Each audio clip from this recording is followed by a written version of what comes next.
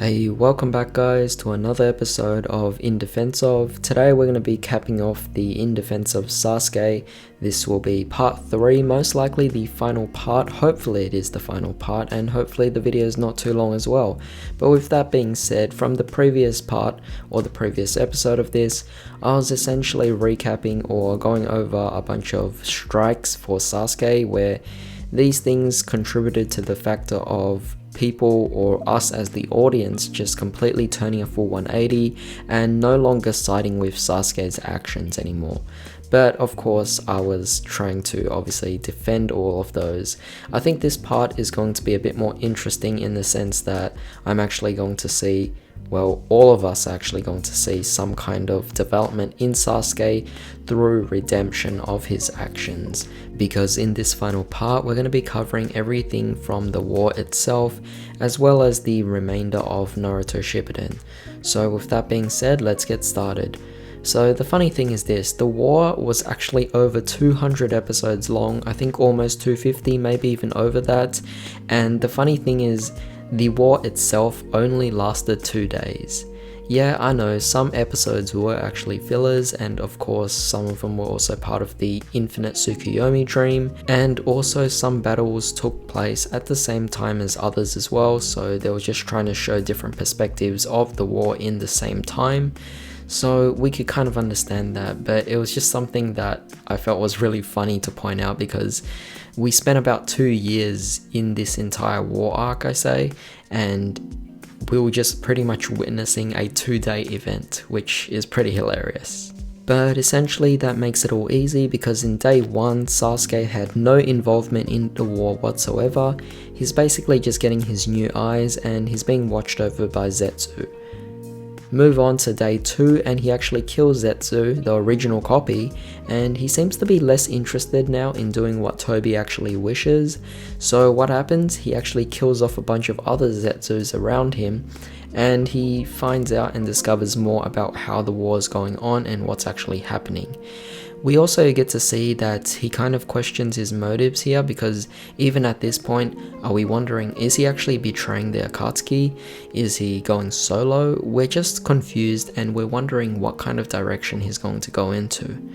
The interesting thing is, at this particular point in time, Itachi just finished off his battle and is heading over to defeat Kabuto or stop the reanimation. Sasuke obviously sees this and starts to pursue Itachi, trying to confront him about the truth, but Itachi continues to avoid him and leads him on all the way over to Kabuto's hideout, where they both end up teaming up to take down Kabuto. This time they team up and they fight Kabuto to undo the reanimation. Now, viewers might actually find this endearing, as it is kind of an awesome brother tag team against Kabuto, a character that most people would actually hate more than Sasuke. And similar to Danzo, the only way to get people on Sasuke's side is to actually just have him fight against characters that we hate more, like Danzo or Kabuto. And also, we kind of like to root for any team that Itachi is on. So what happens? They essentially win and the reanimation is undone. Before Itachi leaves, he unveils the entire truth to Sasuke, and we as an audience kind of understand more about the whole Uchiha incident, and to be honest, some of us are actually starting to hate the Leaf Village. Even when we're looking at Guy and Kakashi's past, the Leaf Village actually kind of seems like scum. But of course, we're going back to topic here. Sasuke bumps into Suigetsu and Jugo, and he now decides to revive Orochimaru. Obviously at this point, Sasuke has turned all philosophical, he's kind of questioning things now, and once they bring out Orochimaru, we also get to find out that Orochimaru also changes as well, and he's willing to actually comply with Sasuke. Now of course I'm not going to go into further detail about this, but I could actually make a separate video on that, so definitely let me know if you actually want to see that. But that being said, the 4 of them now go to the Leaf Village, and we already know what happens in the war, so I'm not going to be recapping anything in the war where Sasuke is actually not involved. Fast forward a bit, the Hokage are revived, and that's pretty much a hype moment. So do we kind of give acknowledgement for Sasuke for actually bringing about something like this? I mean, that's pretty awesome, right? But remember when Sasuke actually defeated Kabuto and we were kind of curious about Sasuke again? Well, he states that he needs some answers to decide whether or not to destroy the leaf. Now, of course, in this case, luckily, Hashirama was actually the older brother and the stronger one between him and Tobirama. I mean, imagine what would happen if Tobirama was actually the stronger one between him and Hashirama.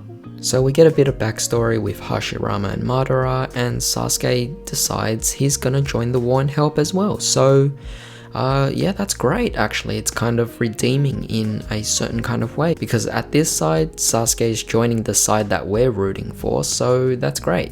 So they go to the battlefield, and this is the funniest moment ever.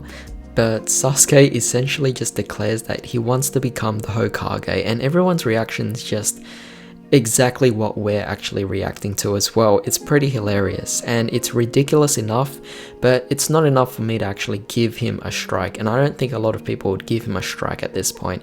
I think a lot of people would actually see this more so as a joke, but some of us can actually kind of understand this because Sasuke sees a bunch of flaws in the current system, and you know, if we're actually in the 4th Great Ninja War, it makes sense that the system has enough flaws to the point where Sasuke believes that he should become the leader to reform the whole shinobi world. And honestly, that's kind of relatable to our world as well. We kind of are in this pretty crummy situation where the world system is just not as great, but I'm not going to go into that route because I might bring up a lot of controversy.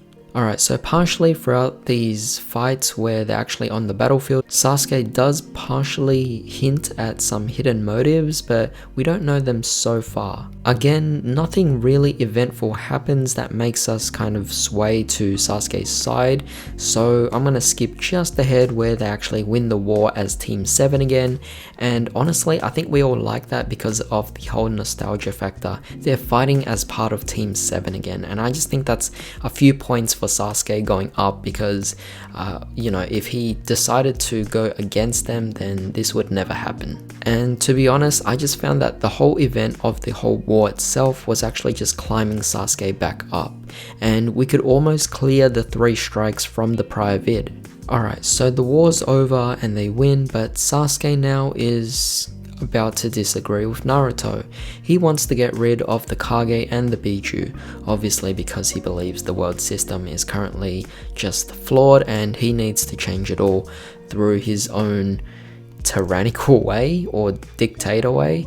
I don't know. I mean, I just think it's definitely something that a lot of people wouldn't want.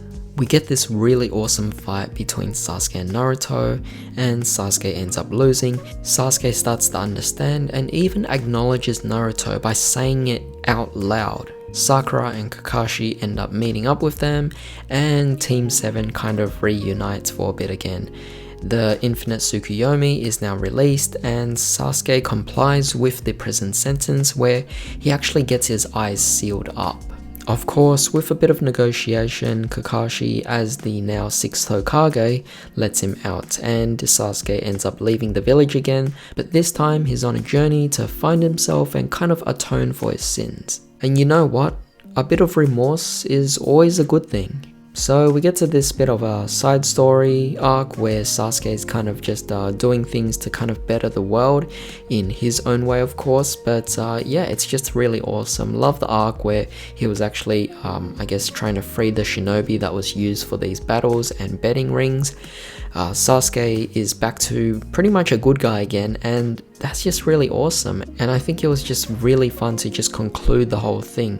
At this point in time, I think a lot of people would have some mixed opinions about Sasuke because some might say that the actions up until now weren't redeemable just yet. There were still some things that really just didn't make sense. For example, his final battle against Naruto and his reasoning for it was still quite questionable, and it was still just such a serious turn, and you know, I think it is definitely hard for people to fully trust Sasuke again, and it makes sense, but considering that the series ended at that point, we kind of can trust Sasuke in this particular situation, because if the series is ending and he's going to turn evil again, then that kind of defeats the whole purpose of it and the story would continue. So I think knowing that the series was ending at that point, we can actually trust Sasuke. But that pretty much was it. So that was pretty great. I don't think this video was too long. If you guys actually want me to also go over a bit of Sasuke in the Boruto saga, then that's also fine. Definitely leave some comments down below saying that you actually want to see that.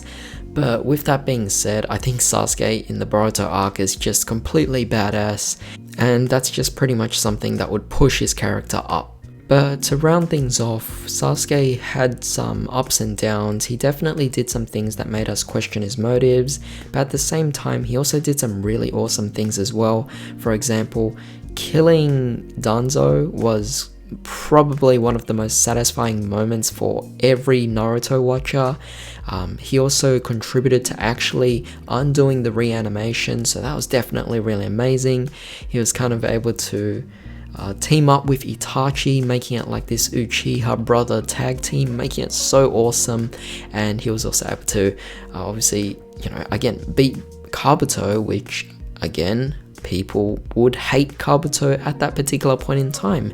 So it just makes everything so interesting and dynamic, where there are certain moments where you really can be on Sasuke's side, and I think that the hatred just really comes out of an over-exaggeration, and I think it's more so a bit of a meme where people just want to hate. It's more fun to hate than it is to like, so you kind of see that. But I think deep down a few of us actually, or most of us, would actually be on Sasuke's side here and can somewhat understand, right? I mean, most of us obviously are just making fun of it for Sasuke being all edgelord and everything like that, but because at the end of the day, this was simply just the way Sasuke was written out. And keep in mind, Sasuke is also Kishimoto's favorite character, as said in one of the old interviews, so I'm pretty sure that he wouldn't be making Sasuke hateable in this case. We should be trying to understand Sasuke a lot more, because if Sasuke was Kishimoto's favorite character, why on earth would he make it so that we would hate Sasuke? Try to look at things at a different perspective, and you'll be surprised to find that honestly a lot of Sasuke's actions could be justifiable, with very few exceptions of course. But that being said, I hope you guys have a great day. Definitely leave a like if you enjoyed this video, and also share this video for anyone who might be interested. Don't forget to subscribe for more videos like this, but in the meantime, I hope you all have a great day. This is Enigma signing out.